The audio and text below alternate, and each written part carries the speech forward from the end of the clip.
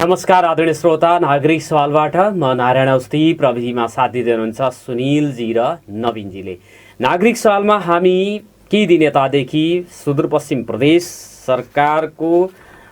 सरकारले बनाएको र प्रदेश सभाले पारित गरेको रेडियो एफएम टेलिभिजन सम्बन्धी व्यवस्था गर्न बनेको विधेयक जुन पारित भएको छ त्यस विषयमा हामी विशेष किसिमको बहस चलाइराखेका छौँ। किनभने यो विधेयक प्रेस स्वतन्त्रतालाई कुण्ठित गर्ने किसिमले आएको छ। यसमा राखिएका केही प्रावधानहरू संविधानसँग बाँझिन्छन् र जुन चाहिँ पूर्ण लोकतन्त्र, वाक स्वतन्त्रता, प्रेस स्वतन्त्रता खास गरेर ती कुराहरूलाई यसले कुण्ठित गर्छ भनेर सरोकारवालाहरूले भनिराखेको अवस्था छ। तसर्थ हामी सरोकारवालाहरूसँगै यो प्रश्नहरू गरिराखेका छौँ। यसमा समेटिएका विषयवस्तु के कस्ता विषयवस्तुहरू चाहिँ प्रतिगमनकारी छन् भन्न मिल्छ, अथवा यो चाहिँ प्रेसलाई अङ्कुश लगाउने किसिमले के कस्ता प्रावधानहरू राखिएका छन्। विधेयक बनाउने क्रममा अथवा कानुन बनाउने क्रममा सरोकारवालाहरूसँग सरोकार राख्नै पर्ने हुन्छ, त्यो नगरिएको पनि भनिएको छ। यस विषयमा सत्तापक्ष र प्रतिपक्षले सरोकारवालाहरूका प्रश्नहरू, जिज्ञासाहरू अथवा उठाएका सवालहरूलाई नजरअन्दाज गरी एउटा चाहिँ स्वेच्छाचारी तरिकाले कानुन निर्माण गरेको जुन परिस्थिति छ, नागरिकका जनताका प्रतिनिधिहरूले कानुन बनाउँदाखेरि जनताकै लागि त्यो जनतासँग समन्वय गर्नुपर्ने हुन्छ, संवाद गर्नुपर्ने हुन्छ। त्यो कुरा चाहिँ नदेखिएको पाइएको छ। सुदूरपश्चिम प्रदेश सभाले निर्माण गरेको अथवा पारित गरेको र सरकारले बनाएको जुन चाहिँ रेडियो एफएम र टेलिभिजन सम्बन्धी व्यवस्था गर्न बनेको विधेयक पारित भएको छ। यस विषयमा हामी बहस गर्दैछौँ र आजको बहसको लागि मैले निम्त्याएको अतिथि हुनुहुन्छ सामुदायिक रेडियो प्रसारक सङ्घ अकोर्याबका सुदूरपश्चिम प्रदेश अध्यक्ष, पश्चिम टुडे दैनिकका प्रमुख एवं रेडियो पश्चिम टुडेका प्रमुख पनि हुनुहुन्छ उहाँ दीर्घराज उपाध्याय। उहाँसँग मैले कुराकानी गर्नेछु। उहाँ नेपाल पत्रकार महासङ्घ कैलाली जिल्ला शाखाको पूर्व अध्यक्ष पनि हुनुहुन्छ। उहाँसँग मैले कुराकानी गर्नेछु। रेडियो एफएम टेलिभिजन लाइभ व्यवस्था गर्न बनेको जुन विधेयक छ, पारित भइसकेको छ, तत् विषयमा मैले कुराकानी गर्नेछु। यहाँलाई नागरिक सवालमा हार्दिक स्वागत छ। नमस्कार। धन्यवाद नारायणजी। हजुर, आराम हुनुहुन्छ? आराम छु नारायणजी। अब यो चाहिँ तपाईँ सामुदायिक रेडियो प्रसारक सङ्घ अकोर्याबको सुदूरपश्चिम अध्यक्ष पनि हुनुहुन्छ। रेडियोलाई अब टेलिभिजन, एफएम रेडियो र टेलिभिजनलाई व्यवस्था गर्न बनेको विधेयक जुन पारित भर्खरै भएको छ प्रदेश सभाबाट, यो पारित गर्ने क्रममा सरोकारवालाहरूसँग यो चाहिँ छलफलहरू नगरिएको अथवा सरोकारवालाहरूले दिएका सुझावहरूलाई नसमेट्न सकेको भन्ने कुराहरू आयो। अब चाहिँ आधिकारिक रूपमै तपाईँहरूलाई सोद्धाखेरि सामुदायिक रेडियो प्रसारक सङ्घ पनि सरोकारवाला एउटा पक्ष हो। यो सांसद विधान समिति अथवा हाम्रो चाहिँ प्रदेश सभाको सांसदजीहरूले, प्रतिपक्ष, सत्तापक्ष अथवा विधान समितिका सभापति लगायत अन्य सांसदहरूले यो कानुन निर्माण गर्नु अथवा पारित गर्नु पूर्व हाम्रो चाहिँ यो प्रसारक सङ्घसँग, अकोर्याबसँग केही संवादहरू गरेको अथवा तपाईँहरूले सुझाव दिएको अवस्था हो कि होइन? नारायणजी, पहिलो कुरा त यो रेडियो एफएम र टेलिभिजन प्रसार सम्बन्धमा व्यवस्था गर्न बनेको जुन विधेयक छ, हजुर, यसको यो जुन नियतका साथ आएको छ, अब यसको छलफलको विषयमा म एकछिनपछि भन्छु। यो पहिलो कुरा त टुक्रे भयो, यो टुक्रे विधेयक भयो। टुक्रे विधेयक किन भन्दैछु भने आम सञ्चार नीति आउनु पर्थ्यो, अर्थात् समग्र अम्ब्रेला नीति आउनु पर्थ्यो, छाता नीति, जसले टेलिभिजनलाई पनि समेटोस्, पत्र पत्रिकालाई पनि समेटोस्, एफएमलाई पनि समेटोस्, अनलाइनलाई पनि समेटोस्, सञ्चारका सबै माध्यमलाई समेटोस् भन्ने थियो हाम्रो पहिलो आग्रह। उनीहरूले अहिले सरकारले रेडियो एफएम र टेलिभिजनलाई मात्रै सम्बोधन हुने गरी नीति ल्यायो। अर्थात् मिडिया भनेको यो मात्रै होइन, या त यो मिडियाले अलिकति बढी सरकारलाई प्रेसराइज क्रिएट गर्यो, अलिक बढी प्रेसर दियो कि सरकारको बढी आलोचना गर्यो कि, त्यो कारण सबभन्दा पहिला यसलाई नियन्त्रण गर्यो, यिनीहरूको घाँटी थिच्यो, त्यसपछि अरूलाई पाले पालो थिच्ला भन्ने खालको आशयबाट आयो। अर्को, यसमा व्यवस्था गर्न बनेको भनेको छ। व्यवस्था गर्न भन्ने ठाउँमा अझ सरकारको जुन नियत देखिएको छ, नियन्त्रण तथा नियमन गर्न भनेर लेखिदिएको भए हुन्थ्यो, उनीहरूको नियत त्यसैबाट भ्रष्ट हुन्थ्यो। यो आजका मितिमा तपाईँले अहिले यो रेडियो प्रोग्राम चलाइरहनु भएको छ, अब भोलिका मिति यदि यो लागू भयो भने तपाईँले पूर्व स्वीकृति लिने, के कार्यक्रम चलाउने, कोसित इन्टरभ्यू गर्ने, के कुरा इन्टरभ्यूमा सोध्ने, तपाईँले मलाई सोध्ने कुरा पनि उनीहरूलाई तय गर्नुपर्ने स्थिति छ यो कानुन पारित भइसकेपछिको अवस्थामा। तपाईँले क्वेसन पनि आफ्नो मर्जीले गर्न नपाउने अवस्था छ। अर्थात् संविधान प्रदत्त यी उहाँहरूलाई मलाई के लाग्छ भने संविधान नै पढ्नु भएको छैन। पहिलो कुरा हाम्रा माननीयजीहरू प्रतिसभाको यदि संविधान पढ्नु भएको भए आज यो विधेयक आउँदैन थियो। यो विधेयक आए पनि यो यसमा उल्लेख गरिएका भाषाहरू छ नि, जुन शब्दहरू छ नि, त्यो लेभलको आउँदैन थियो। पूर्ण प्रेस स्वतन्त्रता भन्ने कुरालाई संविधान, नेपालको संविधानले आत्मसात गरेको छ। यो संविधानको मर्म विपरीत छ। अर्को दोस्रो कुरा तपाईँले सोध्नु भएको प्रश्नमा म आउँदैछु र यी तमाम बुदागत दफावार छलफल भएको छ। झन्डै झन्डै 12-13 चोटि छलफल भएको छ। हामीले मुख्यमन्त्रीलाई पनि भेटेका छौँ र मन्त्रीलाई, यो सम्बन्धित मन्त्रालय आन्तरिक मामिला तथा कानुन मन्त्रालयले सञ्चार पनि हेर्छ, सञ्चार मन्त्रीलाई पनि भेटेका छौँ कि यी बुदाहरूलाई संशोधन गर्न पर्छ। यो प्रेस स्वतन्त्रता विरोधी छन्, यो प्रेस स्वतन्त्रता नियन्त्रणमुखी छन्, यसलाई चाहिँ संशोधन गर्नुपर्छ भन्यौँ र सम्बन्धित सांसदहरू जो यसमा हुनुहुन्छ समितिमा उहाँहरूलाई पनि हामीले भन्यौँ। दफावार छलफलमा उहाँहरूको पनि सहभागिता छ। झन्डै 13 पटक त छलफलै भएका छन्। पत्रकार महासङ्घ केन्द्रीय समितिको अध्यक्ष गोविन्द आचार्यले समेत त्यो छलफलमा दफावार रूपमा यो कुरा संशोधन गर्न पर्छ पनि भन्नुभएको थियो। अब उहाँले हुन्न केही पनि भन्नु भएन, एकैचोटि पारित भइसक्यो जुन आयो, हामीले के सोचेका थियौँ, अपेक्षा गरेका थियौँ भने यो संशोधन भएर आएको होला भन्ने लागेको थियो। तर त्योभन्दा विपरीत आयो नारायणजी। हो तपाईँहरूले जुन जुन बुदाहरू संशोधन हुनुपर्छ, औचित्यहीन चाहिँ कुराहरू छन् तीलाई हटाउनुपर्छ, परिष्कृत गर्नुपर्छ भन्ने कुराहरू आएन।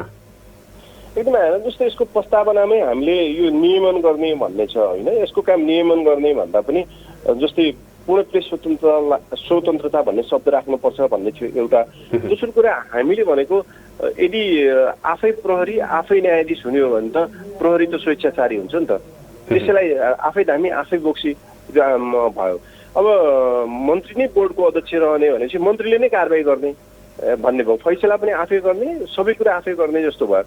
हामीले के भनेको थियौँ भने प्रेस काउन्सिल जस्तो स्वतन्त्र संवैधानिक बढी जसमा राजनीतिक हस्तक्षेप पनि नहोस्, त्यसमा जस्तै अलिकति जिम्मेवार मान्छेहरू राखौँ, पत्रकार महासङ्घ राखोस् र सम्बन्धित जस्तै रेडियोको प्रतिनिधिहरू राखौँ र जस्तै वाणिज्य विभागले गठन गरेको जुन यो उनीहरूले जुन कमिटी हुन्छ बजारमा अनुगमन गर्न जाँदा पनि उद्योग वाणिज्य सङ्घको प्रतिनिधि राख्छ। किन राख्छ भने त्यो कम्तीमा पूर्व आग्रही छैन भन्ने हिसाबले त्यो जसका अनुगमन गर्न जान्छ उसलाई पनि फिल होस् कि मेरो पनि प्रतिनिधि आछ, म माथि अन्याय हुँदैन भन्ने फिल होस् भन्ने हिसाबले त्यसरी राखिन्छ। तर यति सामान्य कुरालाई पनि यो सरकारले खास गरी सांसदहरूले जसरी यसमा समेट्यो त्यसमा हाम्रो एकदमै आपत्ति छ र हामीले त भनिसक्यौँ कि हामी यसलाई स्वीकार गर्दैनौँ, अर्थात् हामी यसलाई अस्वीकार गर्छौँ भनिसकेका छौँ। र दफावार रूपमा हामीले हिजो पनि कुन कुन बुदामा हाम्रो असहमति छ भनेर पनि हामीले भनेका छौँ। र पहिलो बुदामा त हामीले यो नियमन भन्ने शब्द हटाउनुपर्छ भनेका छौँ। यसलाई निगरानी या नियन्त्रण गर्ने भन्दा पनि यसलाई व्यवस्था गर्न भनेको छ, व्यवस्था गर्ने भन्दा पनि लेखिएको कुरामा कहीँ पनि छैन। जुन विधेयकको माथि नै नाम छ, नामअनुसारको अहिले लकडाउनका कारण सम्पूर्ण सञ्चार क्षेत्र ध्वस्त छ, धराशायी छ, बन्द हुने अवस्थामा छ, पत्रकारहरू जागिरबाट निकालिने या निकालिएको अवस्था छ र समग्र क्षेत्र ध्वस्त भइरहेका बेला यो विधेयक ल्याउन हतार किन भयो भन्ने पहिलो प्रश्न हो हामीलाई। यदि हतारमा ल्याउनु पर्ने अरू थुप्रै काम सरकारका बाँकी थिए हो र यो व्यवस्था गर्ने भन्ने लेखा छ। व्यवस्था गर्नका लागि त कुनै बुदा छैन कि यसलाई सपोर्ट गर्ने, संरक्षण गर्ने, सम्वर्धन गर्ने भन्ने कहीँ उल्लेख छैन। खालि अङ्कुश लगाउने नियतबाट मात्रै आएको छ र पहिलो प्रस्तावनामै हाम्रो यसमा आपत्ति छ कि यो नियमन भन्ने शब्द हटाउनुपर्छ भन्ने। अनि अर्को यो बोर्डको अध्यक्ष चाहिँ मन्त्री रहने भन्ने यो कहीँ पनि हुँदैन। यो अलिक बढी नै जान्ने हुनुभयो यो मस्यौदा तयार गर्ने मान्छेहरू जस्तो लाग्छ र यसमा राख्नुपर्ने मन्त्रालयकै मान्छेलाई राख्ने। बोर्डको कन्सेप्ट त हटायो भन्ने पनि आएको छ पछिल्लो उसमा। बोर्डको कन्सेप्ट हटायो भन्ने छ, तर बोर्ड पदाधिकारी रहनेछन् भन्ने छ। फेरि यो उपदफा 1 बमोजिमको प्रदेश मिडिया बोर्डमा तिहाई बमोजिमका पदाधिकारीहरू रहनेछन् भन्ने छ। मन्त्री मन्त्रालयको अध्यक्ष भनेको छ, यो चाहिँ हटाएको छैन। हेर्नुहोस् है, यो अहिले पनि त्यही राखेको छ।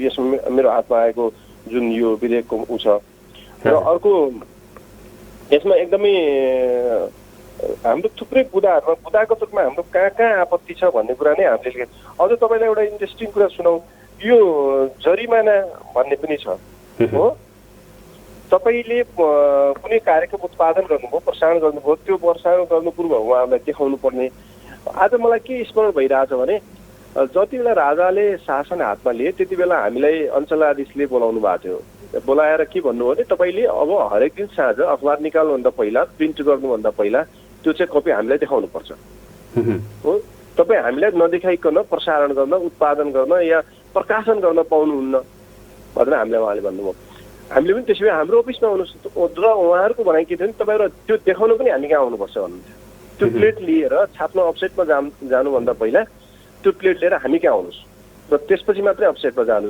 त्यसबेला तपाईँ नै आउनुहोस् हामीले उहाँलाई भन्यौँ ल तपाईँ हाम्रो अफिसमा आउनुहोस् कि तपाईँ हेर्नुहोस् अहिले सेम यो जुन शाही शासनकालमा त्यो राजाका मान्छेहरूलाई नदेखाइकन त्यो सेनालाई नदेखाइकन अञ्चलाधीशलाई नदेखाइकन तिमीहरू छाप्न पाउन्नौ बोल्न पाउन्नौ क्वेसन गर्न पाउन्नौ भन्ने जुन सोच थियो अधिनायकवादी सोच त्यो ठ्याक्कै सोच यो प्रदेश सरकारमा देखियो यद्यपि त्यसलाई फालेर यो आएको हो त्यही व्यवस्था फाल्न मिडियाको पनि मिडियाकर्मीको पनि त्यत्तिकै ठुलो महत्त्वपूर्ण हात छ आज ठ्याक्कै त्यसको झल्को दिने गरी यो प्रदेश सरकारले यो विधेयक ल्याएको छ यद्यपि हिजो हाम्रो अब यो भनिरहँदा हिजो हाम्रो सभामुखसँग प्रमुख प्रतिपक्षी दलका नेता डाक्टर रणबहादुर रावलसँग त्यस्तै प्रमुख सत्तापक्षी नेकपा संसदीय दलका प्रमुख सचेतकसँग विधान समितिका सभापतिसँग हामीले छलफल पनि गरेका छौँ हिजो मात्रै र ज्ञापन पत्र पनि बुझाएका छौँ र तर हिजो एकदमै छलफल सकारात्मक भएको छ र उहाँहरूले पनि के कुरा स्वीकार गर्नु भएको छ भने हामीबाट त्रुटि भयो हामीले यति धेरै कुरा हामीले सोच्न सकेनौँ उहाँहरूले चाहिँ आफ्नो कमजोरी महसुस गर्नु भएको छ र कमजोरी महसुस मात्रै गर्नु भएको छैन यो करेक्सन हुन्छ त्यो त विधा अब यो चाहिँ विधेयकमै त्यो परिमार्जित हुनु पर्यो नि उहाँहरूले स्वीकार गरेर हुन्छ के भन्नुहुन्छ उहाँहरू अब पारित भइसक्यो उहाँहरूले के भन्नुभएको छ नि पारित भएर अगाडि बढिसक्यो हामीले त प्रमाणीकरण हुन बाँकी छ यसमा लालमोहर लाग्न बाँकी छ त्योभन्दा पहिले यसलाई पेन्डिङमा राख्यो भने यो कार्यान्वयनमा आउँदैन त्यसले गर्दा यसलाई कार्यान्वयनमै नल्याउनुहोस् यसलाई अब प्रमाणीकरण गरिसकेपछि त यो रोकिन्न त्योभन्दा पहिला रोक्न सकिन्छ भन्ने हिसाबले हिजो हामीले सरकारका सबै पक्षलाई हामीले ध्यान आकर्षण गरायौँ खेद व्यक्त गऱ्यौँ अस्वीकार गर्छौँ पनि भन्यौँ र हाम्रो चरणबद्ध रूपमा लगातार यो विधेयक पारित भइसकेपछि हाम्रा छलफलहरू पनि भइरहेका छन् र तर अब दुईटा छ हामीसित अप्सन भनेर हिजो हामीले भनेको थियो एउटा चाहिँ यसलाई पेन्डिङमा राख्ने अर्थात् यसलाई कार्यान्वयन गर्न नगर्ने प्रमाणीकरण गरेन भने गभर्नरले प्रमाणीकरण यसलाई गर्नु भएन भने यो पेन्डिङमा रहन्छ कार्यान्वयनमा आउँदैन दोस्रो अब विधान समितिको सभापतिले चाहिँ यो कार्यान्वयनमा हुन्छ तर यसलाई हामी संशोधन गर्छौँ संशोधन गर्नका लागि केही प्रक्रिया चाहिन्छ केही समय लाग्छ भनेर पनि उहाँले प्रतिबद्धता गर्नुभएको छ अब यसमा हामीसित दुईटा अप्सन मात्रै छ एउटा यसलाई प्रमाणीकरण गरेर पछि संशोधन गर्ने फेरि संशोधन मार्फत यसलाई संशोधन प्रस्ताव लिएर जाने अर्को चाहिँ यसलाई कार्यान्वयन नगर्ने यो दुईटै कुरामा हामीले हिजो छलफल गरेका छौँ हामीले यसमा अब दुई मध्ये एउटा गर्छ सरकारले भन्ने हो तपाईँहरूको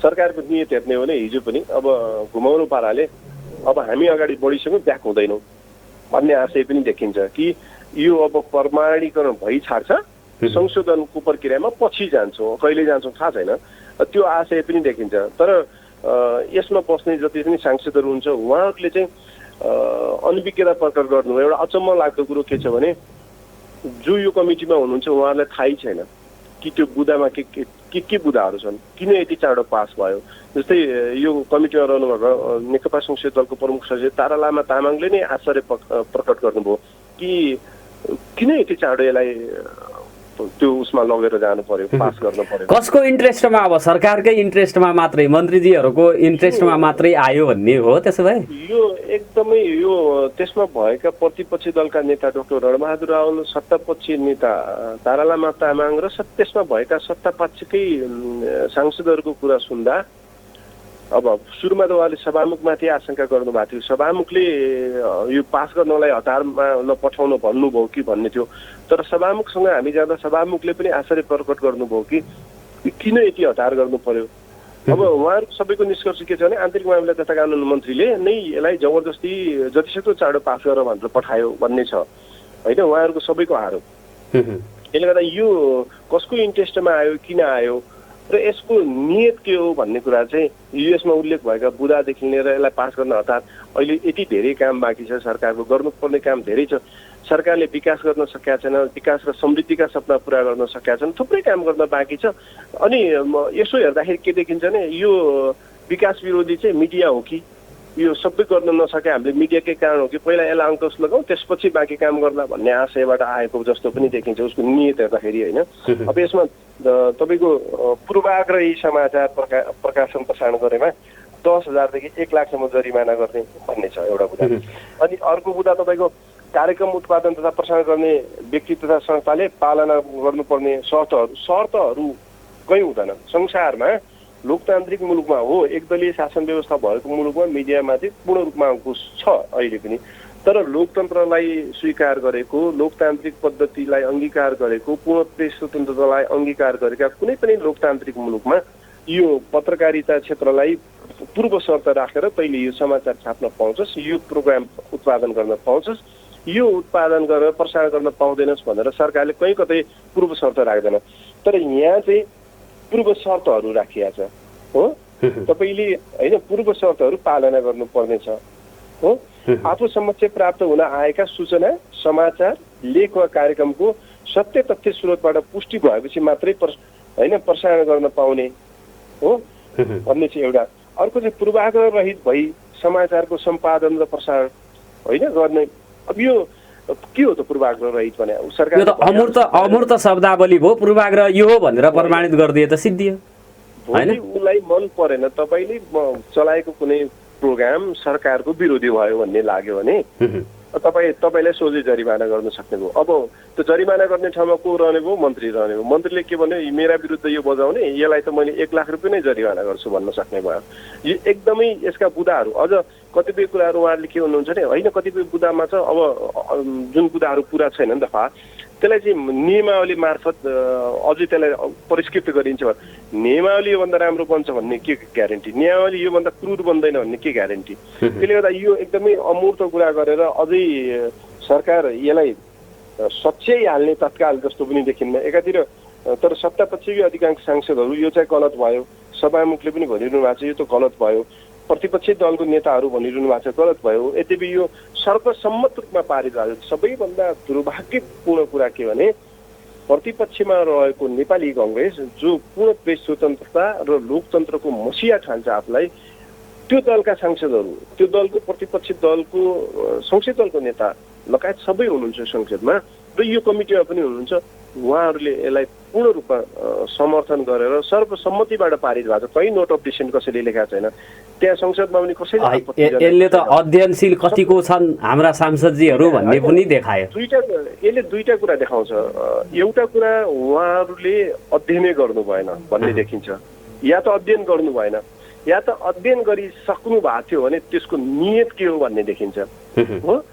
यो कुरामा अहिलेसम्म कुनै यस्तो विधेयक छैन जसमा प्रतिपक्षले असहमति जाहेर नगरेको होस् या आफ्ना कुरा नराखेको होस् हो।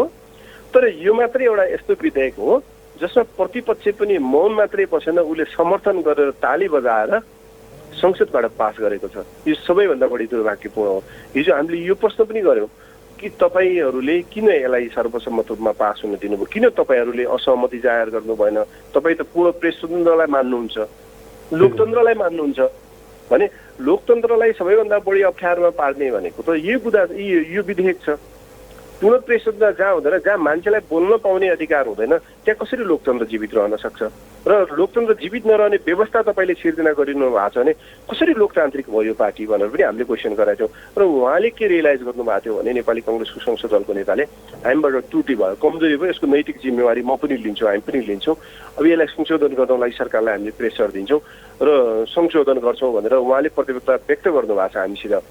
तर ढिलै भए पनि उहाँले अब स्वीकार त गर्नुभएको छ, सत्तापक्षकै सांसदहरूले पनि त्यो कुरालाई स्वीकार गर्नुभएको छ त्रुटि भयो र त्यसमा राखिएका कतिपय बुदाहरूमा हाम्रो असहमति छ पनि भन्नुभएको छ।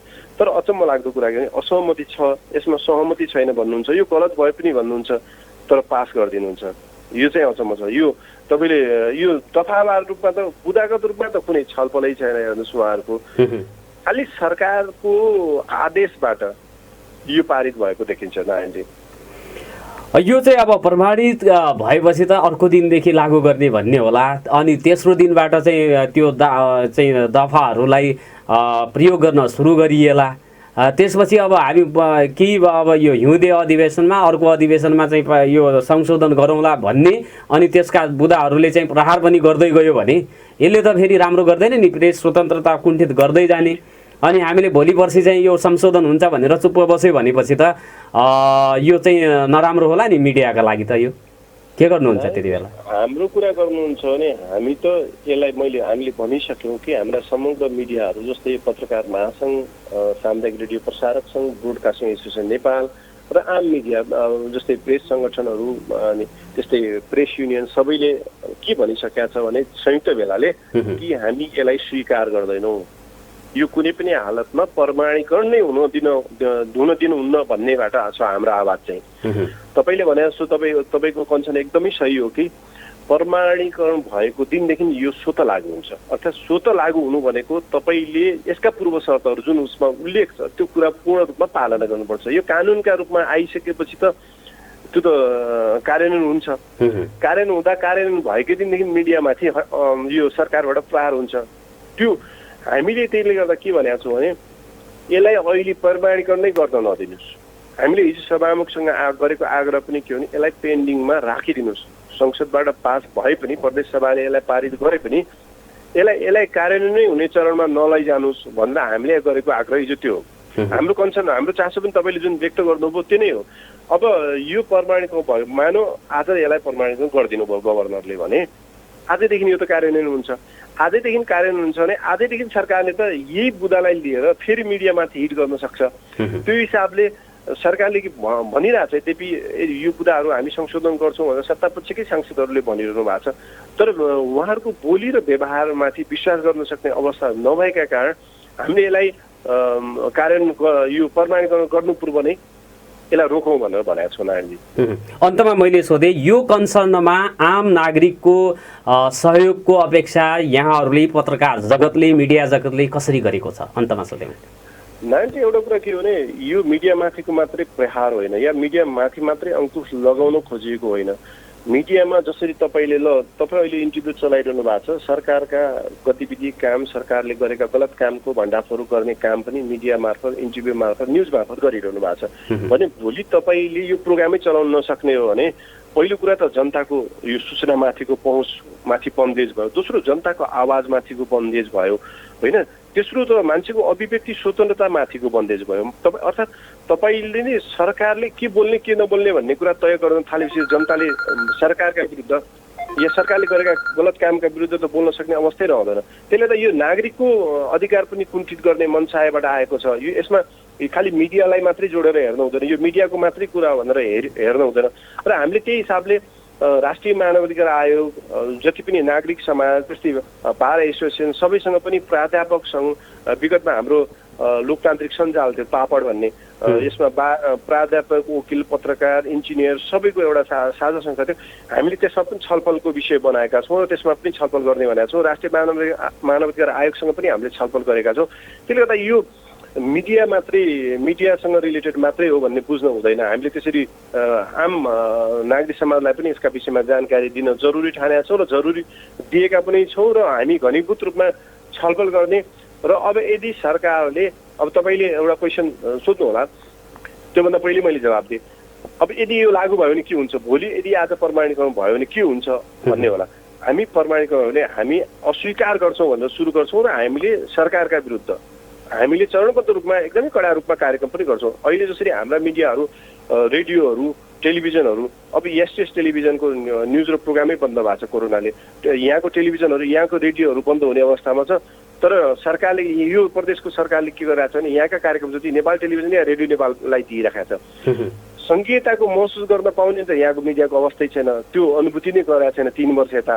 सङ्घीयता अब यदि लकडाउन यस्तै रहिरह्यो भने 6 महिनापछि या वर्ष दिनपछि सरकार बाहेक त कोही बाँच्न सक्ने अवस्था छैन। सरकारले अरूको त ध्यान दिएकै छैन, खालि आफ्ना विरोधीको हुन् त्यसलाई तह लगाउने मनसायबाट मात्रै आएको देखिन्छ।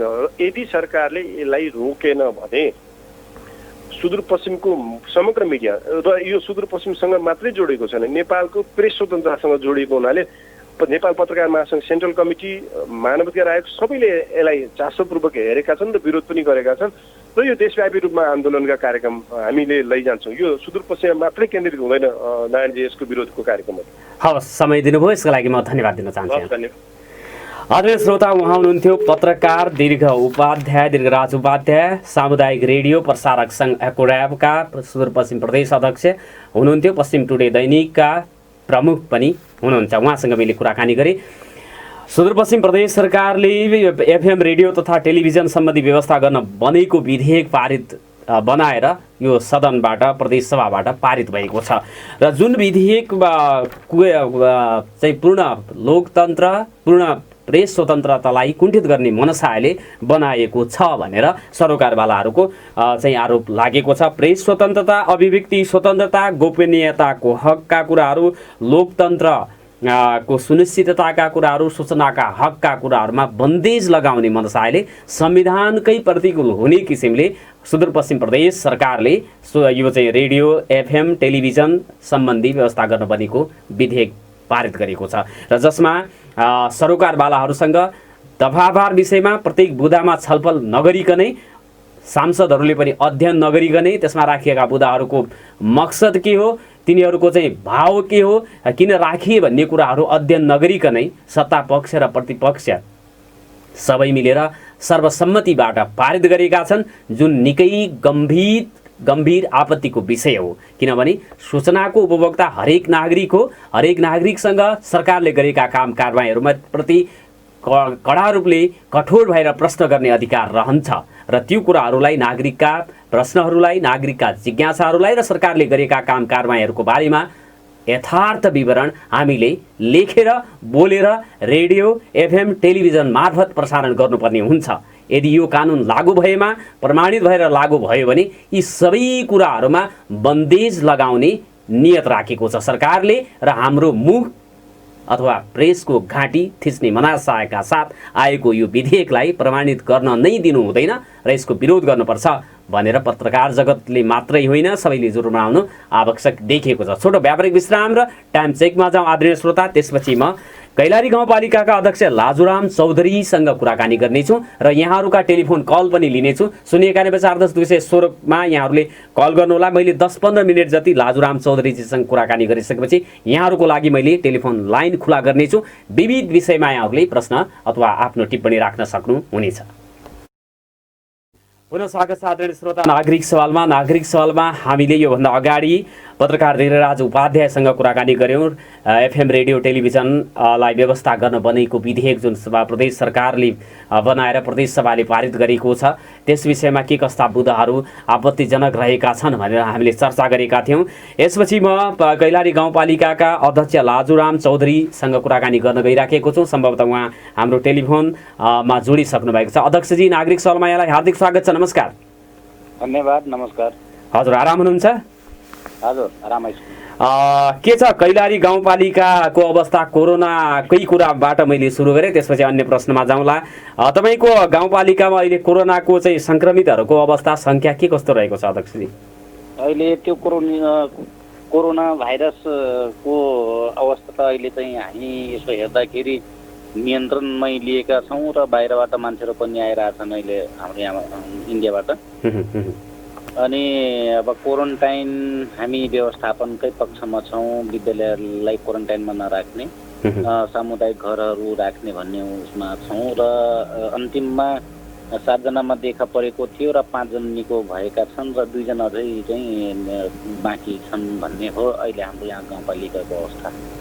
आइसोलेसन चाहिँ कक्ष जुन चाहिँ 50 शय्याको बनाउनु भनेर सरकारले निर्देशन दिएको थियो त्यो त गर्नु भएको छ? गरेका छौँ हामीले। त्यसो भए अन्य अब भारतबाट आउनेहरूलाई क्वारेन्टिनमा अनिवार्य रूपमा बसाउने व्यवस्था पनि भएको छ सबै वडाहरूमा? एकदम सबै वडामा हामीले क्वारेन्टाइन बसाल्ने भनेका छौँ। विद्यालयलाई युज नगर्ने। अब अर्को चाहिँ हामीले कुनै वन समितिको सामुदायिक घरहरू, भवनहरू, क्लबका भवनहरू, यस्ता भवनहरूलाई युज गर्ने र अब विद्यालयलाई हामीले पठन पाठनतिर त्यतातिर चाहिँ स्कुल सञ्चालन गर्ने गरी व्यवस्थापनतिर लागेका छौँ अहिले। ठिक छ अध्यक्षजी, कोरोनाको सङ्क्रमणमा अब आफ्ना स्थानीय तहका नागरिकहरूलाई बचाउने चाहिँ प्रयास गर्नुहोला। मैले यो प्रसङ्गलाई यहीँनिर चाहिँ टुङ्ग्याएर अन्य प्रसङ्गमा गएँ। यो चाहिँ कैलाली गाउँपालिकामा यो शासन व्यवस्था पूर्ण प्रजातन्त्र लोकतन्त्र छैन कि त्यहाँ तानाशाही शासन व्यवस्था छ भनेर चाहिँ गुनासो आएको छ। तानाशाहको रूपमा काम गर्दै हुनुहुन्छ तपाईँ?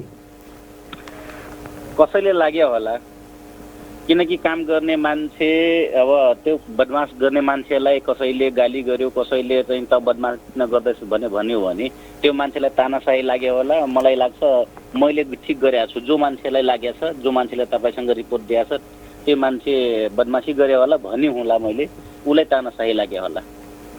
होइन, हरेक नागरिकका लागि तपाईँ तानाशाह जस्तै हुनुहुन्छ भन्ने प्रश्नहरू छ। त्यो यस्तो हुन्छ, हेर्नुहोस् तपाईँ यहीँ आएर हेर्नु होला, मैले जनतासँग केही पनि कसैसँग पनि मैले तानाशाही अप्नाएकै छैन। तानाशाह भनेको के हो भन्ने कुरा पहिले उनीहरूले बुझ्नुपर्छ। विकास निर्माणका कुराहरू गर्दाखेरि पहिलो कुरा हेर्नुहोस्, त्यो हिटलर तानाशाह थियो। हिटलर तानाशाह थियो, त्यो मान्छेलाई चेम्बरमा हालेर चाहिँ जलायो। मैले कसलाई जलाएको छु, कसलाई मैले हानेको छु, कसलाई कसको खुट्टा भाँचेको छु, कसको हात भाँचेको छु, अनि कसलाई मैले गाली गरेको छु, अनि कसलाई चाहिँ मैले उसलाई चाहिँ मुक्का हानेर उसलाई डाँड भाँचेको छु। त्यो तानाशाह त्यो हुन्छ कि त्यो तानाशाही शासनका फरक प्रारूपहरू, फरक स्वरूपहरू परिवर्तन भइराखेका हुन्छन् नि। तपाईँले स्वरूप चाहिँ परिवर्तन गरेर, जस्तो कि उपभोक्ता समिति मार्फत काम गर्न। हजुर हजुर, त्यो कुरो होइन। पहिलो कुरो त्यो तानाशाहको शब्दमा यो कहिले चाहिँ यो पूर्ण लोकतन्त्रमा यो शब्दै चाहिँ हुँदैन, यो कुरा बुझिराख्नुहोस्। अर्को प्रश्न अध्यक्षजी, उपभोक्ता समितिलाई गाउँपालिकाले तोकेकै निर्माण व्यवसायलाई काम गर्न पनि दबाब जान्छ अरे होइन? त्यसपछि अब त्यो काममा प्राविधिकहरूले पनि 20-25% चाहिँ माग्ने, असुल उपर गर्न खोज्ने। उपभोक्ता समितिले गाउँपालिकाले भनेको, अब गाउँपालिका भनेको अब तपाईँ अध्यक्ष हुनुहुन्छ, उपाध्यक्ष, अन्य जनप्रतिनिधि होलान्, तोकेकै व्यवसाय भन्दा अरूले लियो भने त्यसपछि शास्ति दिनुहुन्छ भन्ने आयो प्रश्न। हो र त्यस्तो? हाम्रो काम भनेको त्यहाँ काम राम्रो भयो कि भएन, एस्टिमेट अनुसारको काम भयो कि भएन, अनि काम ठ्याक्कै समयमा चाहिँ सम्पन्न भयो कि भएन भन्ने हाम्रो हेर्ने कुरा हो। हामीले योजना निर्माण गरिदिने हो, काम गर्ने उपभोक्ता समिति हो। काम उचित समयमा काम गर्यो कि गरेन, अनि आएको बजेट सदुपयोग गर्यो कि गरेन भन्ने हाम्रो हेर्ने काम हो, उसले सुझाव दिने काम हो। र यसमा अरू कुनै पनि कमजोरी भयो भने, गल्ती भयो भने उनीहरू अख्तियारमा जानुपर्छ। त्यो अख्तियारले हेर्ने निकाय हो। त्यो काम चाहिँ भ्रष्टाचार भयो भएन, 20% माग्यो मागेन भन्ने विषयमा, त्यो विषयमा हामीले कुनै थाहा हुँदैन। यदि मागेको होला भने उनीहरूलाई गएर सोध्नु पर्यो, अख्तियार आउनु पर्यो, हेर्नु पर्यो, हाम्रै इन्जिनियरहरूलाई समातेर लानु पर्यो, छानबिन गर्नु पर्यो। त्यो काम खुल्ला छ नि। यो चाहिँ अहिले चाहिँ कानुनले चाहिँ दिएकै छ, भनेकै छ, आयोग छ, त्यस्ता आयोगहरू आउनुपर्छ। त्यो कसैले बाहिर भनेर त्यो चाहिँ हुँदै हुन्न। यहाँ काम सिद्धिसकेपछि भुक्तानी चाहिँ नदिने प्रचलन छ कैलालीमा भन्ने कुराहरू पनि आएको थियो।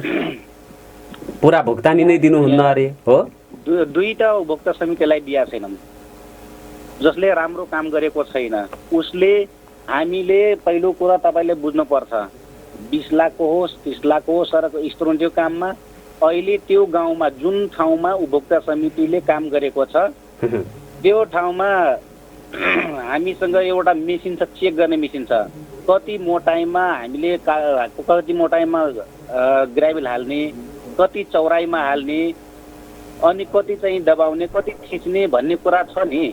अनि त्यो सन्दर्भमा तिनीहरू त्यति काम गरेन भने हामीले चाहिँ अब 11 लाखको काम गर्यो भने हामीले चाहिँ 20 लाख दिने हुन्छ? कुन कानुनले भनेको छ 10 लाखको काम गर्यो भने 20 लाख दे भनेर कुन कानुनले भनेको छ? ल भन्नुहोस् त। अनि जोर जबरजस्ती आएर चाहिँ दे कि दे, हाम्रो यो हामीले यति तिमीहरूले बाँडफाँड गर्यो पुरै यो रकम दिनुपर्छ भनेर आउने, त्यस्तो कसले दिएको हो? कसले निर्देशन दियो तिमीलाई? प्राविधिकहरूले मूल्याङ्कन गर्दाखेरि कुरै छैन, प्राविधिकको मूल्याङ्कनै छैन। त्यहाँ भनेको मूल्याङ्कनमा जति काम गरेका छन् त्यति मात्रै हामीले सबैलाई भुक्तानी दिएका छौँ। जति उपभोक्ता समिति बनेको छ जति काम गरेका छन् त्यति मात्रै दिएका छौँ। यो होइन कि हामीले चाहिँ ल 5 लाखको योजना छ अनि 2 लाखको काम गरेर 2 लाख मात्रै दिएका छौँ, उसैले मात्र होइन। फेरि यो मान्यता यस्तो पनि छ नि, यो मान्यता जस्तो तपाईँ नेकपाबाट निर्वाचित हो र नेपाली काङ्ग्रेसबाट निर्वाचित भएका वडामा जहाँ चाहिँ अध्यक्षहरू छन् तत्त वडाका चाहिँ योजनाहरूमा बखेडा झिक्नुहुन्छ, अन्यमा फेरि चाहिँ सजिलै गर्नुहुन्छ भन्ने पनि छ नि। वार्ड नम्बर 4 मा नेपाली काङ्ग्रेसको स्पेशल चाहिँ वार्ड अध्यक्ष छन्, उनको के बखेरा छ ल सोध्नुहोस् त।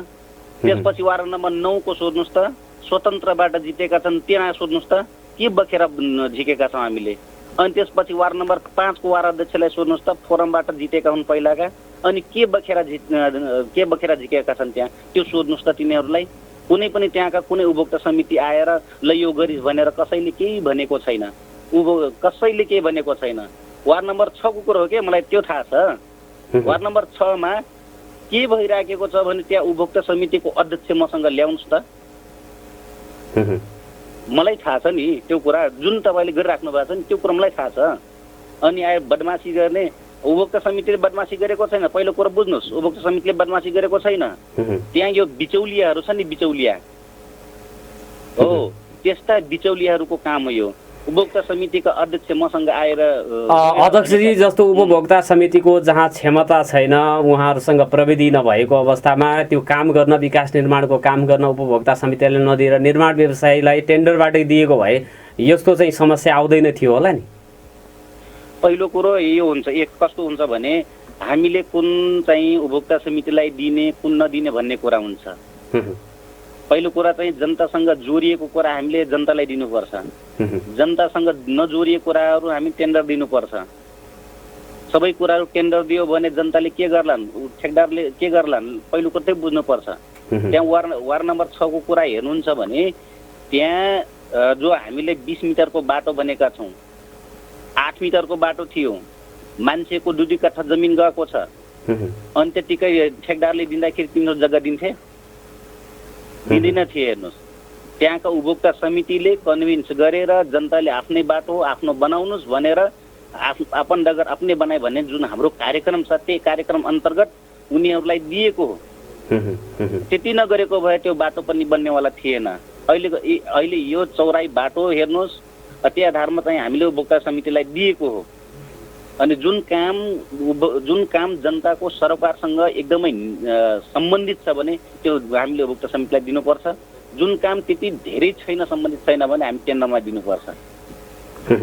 अध्यक्षजी त्यसो भए तपाईँ तनासा पनि होइन, हरेक छलफलमा हरेक विषयमा छलफल गर्न खुला हुनुहुन्छ। नै रवि लामे छाने त्यहाँ बसेर चाहिँ काठमाडौँबाट मलाई तानाशाही भने होइन, अनि त्यसपछि तपाईँले त्यहाँ भन्दै हुनुहुन्छ तपाईँ मेरो गाउँपालिकामा आउनुहोस् न, स्वागत छ, अनि आउनुहोस् हेर्नुहोस्, यहाँको जनतासँग कुराकानी गर्नुहोस् होइन। अनि मलाई देख्नुहुन्छ जो सोझो उसको मुखमा घोचो हुन्छ नि हो। आज तपाईँ आउनुहोस्, मेरो ठाउँमा आउनुहोस्, म तपाईँलाई स्वागत छ, अनि हेर्नुहोस् जुन काम तपाईँले रिपोर्ट जसले दिएको छ, जो बेकुप छ नि त्यो बेकुप मान्छेलाई पनि ल्याउनुहोस्, अनि त्यसपछि हेर्नुहोस्, अनि मात्रै मलाई भन्नु होला। त्यो यहाँ चाहिँ यो बाहिर ल्याएर त्यस्ता कुराहरू मान्छे रोएर कराएर मिडियामा गएर अनि त्यसो भ्रष्टाचार गर्न खोज्ने त्यस्ता बेकुफहरू कहिले हुन सक्दैन। हवस् अध्यक्षजी, समय दिनुहोस् लागि म धन्यवाद दिन चाहन्छु। उहाँ हुनुहुन्थ्यो कैलाली गाउँपालिकाका अध्यक्ष लाजुराम चौधरी। उहाँले जुन चाहिँ अब मैले गरेका प्रश्नहरूको प्रतिवाद गर्नुभएको छ, यहाँहरूले सुनिसक्नु भएको छ। जे प्रश्नहरू मैले गरेको थिएँ त्यसको जवाब चाहिँ दिनुभएको छ र त्यो जवाबहरूको मूल्याङ्कन चाहिँ त्यहाँको नागरिकहरूले गरिराख्नु भएको छ होला। नगरपालिकामा अथवा गाउँपालिकामा के कस्तो किसिमका विकास निर्माणका कामहरू भएका छन् र सेवाग्राहीले के कस्तो किसिमको चाहिँ अब व्यवहार आफ्ना जनप्रतिनिधिहरूबाट बेहोरिराख्नु भएको छ, त्यसको साक्षात्कार तपाईँहरू सबैले गरिराख्नु भएको छ होला। मैले केही मूलभूत प्रश्नहरू उहाँलाई गरेको थिएँ। यसपछि म श्रोताहरूको लागि, हाम्रा चाहिँ दर्शकहरू पनि हुनुहुन्छ, कसैले फेसबुकबाट हेर्दै हुनुहुन्छ भने अथवा हामीलाई रेडियोमा 93.8 मेगाहर्ज ट्युनिङ गरेर चाहिँ सुनिराख्नु भएको छ भने फोन गरेर विविध विषयमा यहाँहरूले चाहिँ टिप्पणी राख्न सक्नुहुनेछ भनेर म अनुरोध गर्न चाहन्छु। 091 410 216 को लाइन यहाँहरूको लागि खुला रहेको म जानकारी गराउँदछु। र साथसाथै मैले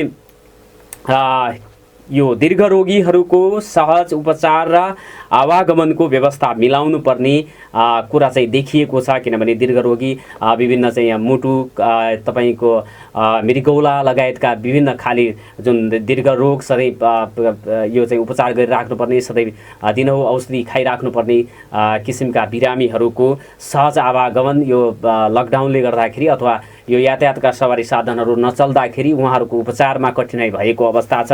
त्यति मात्रै होइन, अन्य बिरामीहरूले पनि सहज रूपमा उपचार पाउनुपर्ने अवस्था को निर्माण चाहिँ सम्बद्ध पक्षले अथवा सरकारहरूले गर्नुपर्ने कुरा देखिएको छ। बिरामीहरूले अस्पताल भर्ना नै नपाउने, अस्पताल जान नै नसकिने अवस्था जुन भएको छ, यसलाई अलि खुकुलो पार्ने, सहज बनाउने किसिमका उपायहरू चाहिँ अपनाउनु पर्ने आवश्यकता देखिन्छ। किनभने दीर्घ रोगीहरूले डाक्टर कहाँ गएर आवश्यक औषधिहरू नपाउँदाखेरि अथवा 1-2 दिन मात्रै पनि खान सकिएन भने उहाँहरूको ज्यानमा चाहिँ तलमाथि हुने खतरा रहन्छ। त्यसै गरी अन्य बिरामीहरू पनि अब बिरामी कहिले हुन्छ, कसरी हुन्छ भन्ने कुराको कुनै यकिन हुँदैन। तसर्थ त्यस्ता बिरामीहरूले पनि सहज रूपमा अस्पतालसम्म आउने र अस्पतालमा त्यो हरेक बिरामीले चाहिँ सहज रूपमा सरल तरिकाले उपचार पाउने कुराको व्यवस्था सम्बद्ध पक्षले, सबै अस्पतालहरूले पनि यो कुरा गरिदिनुपर्ने हुन्छ। स्थानीय तहको सरकार, प्रदेश सरकार अथवा सङ्घीय सरकारले पनि यो कुरा स्वास्थ्यको विषयमा चाहिँ विशेष किसिमको ख्याल गर्नुपर्ने र आवागमनमा सहजता कसरी ल्याउन सकिन्छ भन्ने किसिमले चाहिँ सोच दिनुपर्ने कुरा देखिएको छ। किनभने यो पछिल्लो कोरोना आइसकेपछि उपचार नपाएर अथवा अस्पतालमा भर्ना हुन नसकेर, अस्पताल जान नसकेर ज्यान गुमाउनु परेका घटनाहरू, समाचारहरू दिनौँ आइराखेका छन्। यी कुराहरू चाहिँ हुन नदिनको लागि राज्यले आफ्नो चाहिँ त्यो संयन्त्रहरू परिचालन गर्न सक्नुपर्ने हुन्छ र नागरिकहरूले अब कुनै पनि अवस्थामा उपचारै पनि नपाएर, डाक्टरलाई भेट्नै नसकेर चाहिँ ज्यान गुमाउनु पर्ने अवस्थाको सिर्जना हुनु हुँदैन। यसले चाहिँ एकदमै नराम्रो गर्दछ।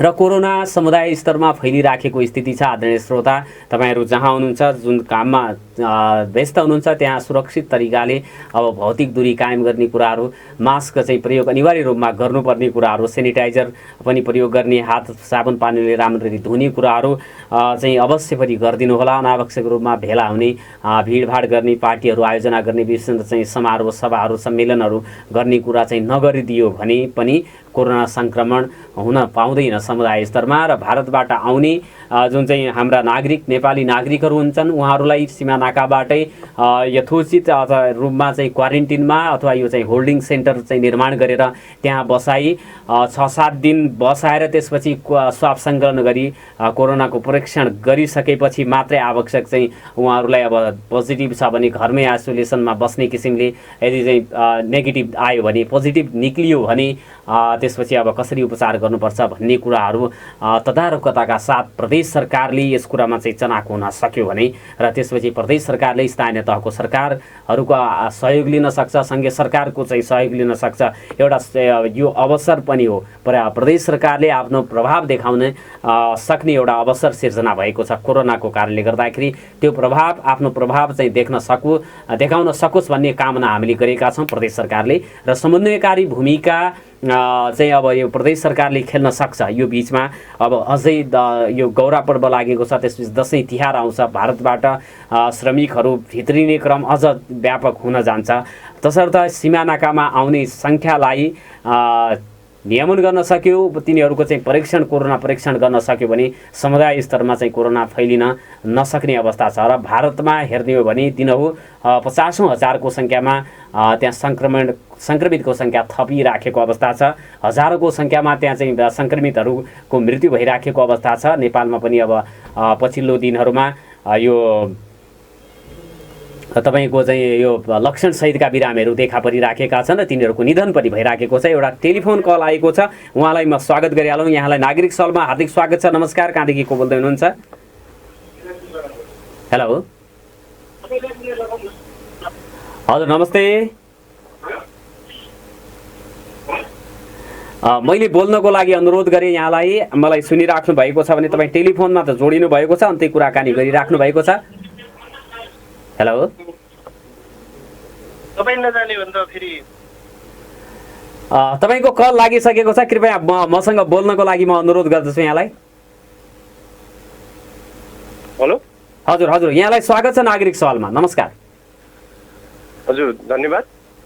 कहाँदेखि को बोल्दै हुनुहुन्छ र के भन्न चाहनुहुन्छ? कृपया मैले अनुरोध गरेँ यहाँलाई भन्नको लागि। काटिएको छ आदरणीय श्रोता फोन, उहाँले फोन लगाएर अन्तै कुरा गरिराख्नु भएको थियो, सम्भवतः यहाँहरूले पनि सुन्नुभएको छ होला। पुनः मैले कलको अपेक्षा गरेँ 0914010 लाइनमा तपाईँका कुराहरू, तपाईँका कठिनाइहरू, तपाईँका के कुराहरू रहेका छन् त्यो भन्न मैले अनुरोध गरेँ। यो बिचमा विविध खाली समस्या पनि हुन सक्छन्। ती समस्याहरू यदि चाहिँ समुदायसँग गाँसिएका र त्यो चाहिँ अब समुदाय अथवा सरकारले ती समस्या समाधान गर्न सक्छ भन्ने ठान्नुहुन्छ भने अब व्यक्तिगत र घराइसी कुरा भन्दा पनि अब समुदाय यो चाहिँ समूहसँग जोडिएका कुराहरूमा तपाईँहरूले टिप्पणी गर्न सक्नुहुनेछ। फेरि फोन कल आएको छ, यहाँलाई नागरिक सवालमा हार्दिक स्वागत छ। नमस्कार, कहाँदेखि को बोल्दै हुनुहुन्छ? नमस्ते। हजुर हजुर, को बोल्दै हुनुहुन्छ? म कृष्ण प्रसाद चौधरी बोलेको हजुर। हजुर स्वागत छ, के भन्न चाहनुहुन्छ? मैले अनुरोध गरेँ भन्नको लागि। मैले तपाईँले गाउँपालिकाको अध्यक्षसँग केही इन्टरभ्यूहरू लिनुभएको थियो 10 मिनट जति, उहाँको कुरा सुने। हजुर, मैले कस्तो खालको तानासायो, मैले मान्छेको हात बाँच्दिनँ, खुट्टा बाँच्दिनँ, भट्टीमा जलाइन भन्ने खालको पनि कुरा गर्नुभयो। विगतको दिनमा उहाँले गरेको क्रियाकलाप बिर्सिनुभयो होला। अर्को उहाँ एउटा के अरे गाउँपालिकाको अध्यक्ष भएर बोल्ने तरिका त्यो के भन्छ बेकुफ भन्ने शब्दहरू जुन प्रयोग गरिरहेछ, यो एउटा चिज चाहिँ के बिर्सिनु हुँदैन भनेपछि मान्छेले के भन्छ भने गधालाई धोएर कहिले पनि गाई हुँदैन भन्ने खालका चाहिँ यो गाउँघरको एउटा भनाइ पनि छ। यो उहाँले जुन बोलेका शब्दहरू छ र यो बेचुलियाहरू र यो के अरे बेकुफहरूले यो गरिरहेको अवस्था छ, कमसे कम गाउँपालिकाको अध्यक्ष इमान्दार हो भनेपछि इमान्दारी ढङ्गले प्रस्तुत हुने र यसको यो संवाद गर्ने क्षमता राख्नुपर्छ। यो कार्य तपाईँको तानाशाही शब्द तरिकाले यो भाषाहरू प्रयोग र कसैलाई हेपेर बोल्ने भाषाहरू प्रयोग गर्नु हुँदैनन्। काम गरेको व्यक्तिहरू जुन जसको तपाईँको सोच साधनहरू प्रयोग भएको छ, ती व्यक्तिहरूले काम गरेको आफ्नो ज्याला पाउने कि नपाउने, आफ्नो मजदुरी गरेको पैसा पाउने कि नपाउने भन्ने कुराहरूलाई पनि हेका राख्नुपर्छ। हिजो तिनै मजदुरहरूको निम्ति हुन्छ हामी चाहिँ क्रान्तिकारी हौँ भन्ने मान्छे, आज तिनै तपाईँको के अरे श्रमिकहरूको चाहिँ पैसा मार्नु। एउटा चिज के भन्नु, उहाँले चाहिँ के अरे 9 लाखको काम गरेर 20 लाख रुपियाँ माग्नु आयो भन्ने खालको उहाँले शब्द प्रयोग गर्नुभयो। कुन संसारमा तपाईँको यो के अरे 9 लाख रुपियाँको काम गरेर 20 लाख रुपियाँ कुन बेकुफले माग्न जान्छ?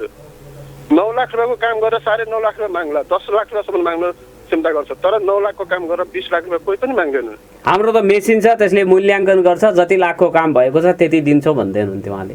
हो, उहाँले त्यो शब्द जुन प्रयोग गर्नुभयो नि त्यो उनको के हो भनेपछि नेटमा पुरै खोट छ। हेर्नुहोस्, नेट कतै सफा छैनन्। उहाँलाई अब के छ भनेपछि यो सामाजिक क्षेत्र र राजनैतिक क्षेत्रबाट उहाँले के अरे अब किनारा लाग्ने बेला भएको हुनाले यो बेला भनेको पैसा कसरी यिनी हाउ कमाउने भन्ने चाहना मात्रै रहेछ। बोल्ने सभ्यता पनि छैनन्, व्यवहार पनि छैनन् र यो के तपाईँको कोसँग कसरी व्यवहार गर्ने भन्ने कुरो पनि व्यवहार थाहा छैनन्। एउटा कुरो के मैले तपाईँलाई भनिहालेँ नि, मान्छेले तपाईँको 10 लाख रुपियाँको काम गरेर 11 लाख रुपियाँको बिल बनाएर लान्छन्, तर तपाईँको 10 लाख रुपियाँको काम गरेर 20 लाख रुपियाँ कोही पनि माग्न जाँदैन। एक दोस्रो कुरो के भनेपछि तपाईँको यो के अरे भेल्यु यो तपाईँको बिल भरपाई चाहिँ तपाईँको 22 लाख रुपियाँको लिने, करकट्टी चाहिँ तपाईँको 20 लाख गर्ने, भुक्तानी तपाईँको 11 लाख रुपियाँ दिने। यो कहाँको नीति हो? यो त्यस्तो भएको छ। करकट्टी त तपाईँको 20 लाखको गरेको छ नि, 1,06,000 रुपियाँ तपाईँको एउटा योजनाबाट तपाईँको लिएको छ। अनि त्यसले गर्दा रहेको कुरो के भनेपछि जुन उहाँले बोलिराख्नु भएछ, जुन उहाँको के अरे एउटा चाहिँ मनमा जुन लागेको छ नि यो सदाबहारको लागि म हुँ भनेर, त्यो उहाँले चाहिँ त्यो कल्पना नगरे हुन्छ। अब पैसा मरेको छैन भनेर भन्नुहुन्छ कोही मान्छे। त्यहाँ यिनले तपाईँको एउटा कुरो तपाईँलाई उपभोक्ता समितिका मान्छे र पुरा अध्यक्षहरू र त्यो ठाउँमा मलाई पनि उपस्थिति गराएको थियो, म पनि गएँ। उहाँको शब्द कस्तो खालको शब्द प्रयोग गर्नुभयो भने काम गर्ने बेकुबहरू र काम गराउने बेकुबहरू, त्यो कुरै म सुन्न चाहदिनँ भन्ने खालको शब्द। यो कति कति ठुला मान्छे हो र यो शब्द जनप्रति काम बेकुब भनेको त्यो समितिलाई भन्नु खोजेको होला, समितिसँग अब जोडिएको मान्छेलाई भन्नु खोजेको होला। काम गराउने भनेको तपाईँको वडा अध्यक्षलाई भनेको होला। वडा अध्यक्ष पनि त जनप्रतिनिधि भएर जितेर गएको मान्छे हो नि, टिको लाएर गएको होइन होला नि। त्यो शब्दसहित तपाईँको प्रयोग गरेको छ यिनले तपाईँको अहिले 10 मिनट तपाईँसँग फोनमा कुरो गरेर यी बेचुलियाहरूले यसो तपाईँसँग के अरे रुनो कराउन गयो होला। रुनो कराउने होइन, त्यो भुक्तानी दिएन भने जुन मान्छेले काम गरेछ र जुन परिस्थितिमा त्यो बाटोघाटो थियो भोलि त्यही परिस्थितिमा त्यो बाटोघाटो पनि पुर्याउन सकिन्छ। मिडियामा भन्दा पनि अख्तियारमा जान सक्नुहुन्छ भनेर पनि भन्नुभएको छ त उहाँले। अख्तियारमा अख्तियार उसले के अरे तपाईँको अख्तियार अनि त्यहाँदेखि अदालत उहाँले मात्रै देख्नुभएको छैन कि। त्यो जब मान्छेको जुत्ताको पीडा परिसकेपछि त्यो ठुलो कुरो पनि होइन। तर पहिलो कुरो के भनेपछि सिस्टममा सिस्टम जाने हो। त्यो कहाँसम्म पुग्नुपर्छ त पुग्ने मान्छे पुग्ला नि। जब पीडा छ भने त जब मान्छे बिरामी भइसकेपछि धनगढीमा उपचार गर्छ, धनगढीमा उपचार भएन भने काठमाडौँ जान्छ, काठमाडौँ भएन भने दिल्ली जान्छ, उपचार गर्नु त जान्छ नि त। अनि बिरामी भएको मान्छे जान्न र नजान्छ हो। त्यही किसिमले तपाईँको के हो भन्नुहुन्छ भनेपछि गाउँपालिकाको पहिलो कुरो चाहिँ के हो भनेपछि यो तपाईँको 5 नम्बर वडाको विष्णु चौधरी चाहिँ हुनुहुन्छ वडाध्यक्ष। अब उहाँले 4 वटा वडाको यो के अरे 9 नम्बरको त्यो के अरे खेम चौधरीको कुरो गर्नुभयो। खेम चौधरीको अगाडि तपाईँको यथार्थ बन्ने भनेपछि यिन तपाईँको उभिनु क्षमता छैनन्। अब रह्यो 4 नम्बरको भिक्कु चौधरी भन्ने तपाईँको वडाध्यक्ष छ, तिनलाई मान्छेमा गन्ती नै गर्दैनन्। मैले तपाईँको त्यहाँ कैलाली गाउँपालिकामा मैले आफूले तपाईँको जो कामको सिलसिलामा मैले आफू हिँड्दा मैले 60% तपाईँको वातावरण र तपाईँको विकासको विषयमा चाहिँ मैले के अरे अनुभव गरेँ। 60% को डाटा मैले दिन सक्छु। तपाईँ एउटा कुरा यो भन्नुहोस् न, सरकारी स्रोत साधनहरू कुनै ठेकदारलाई दिन मिल्छ? सरकारी स्रोत साधन ठेकदारले प्रयोग गरेको छ, त्यो हामीसँग प्रमाणहरू छ। र यी विषयहरूमा यहाँले पनि अब जस्तो सम्बन्ध निकाय उहाँले नै देखाउनु भएको छ, अख्तियार लगायतका निकायहरूमा छन्, त्यहाँ जान सक्नुहुन्छ मेरा विरुद्धमा, मैले ठिक गरेको छु गलत गरेको छैन भन्नुभएको छ, जानुहुन्छ? अब होइन, हिजो एउटा कुरो के थियो भनेपछि राजा महाराजाले पनि के भन्थ्यो भनेपछि चित्त बुझेन भने तपाईँ के अरे अदालतमा जानुहोस्, तर यो राजा महाराजाको विरुद्धमा बोल्न पाइँदैन भनेर भन्थ्यो कि।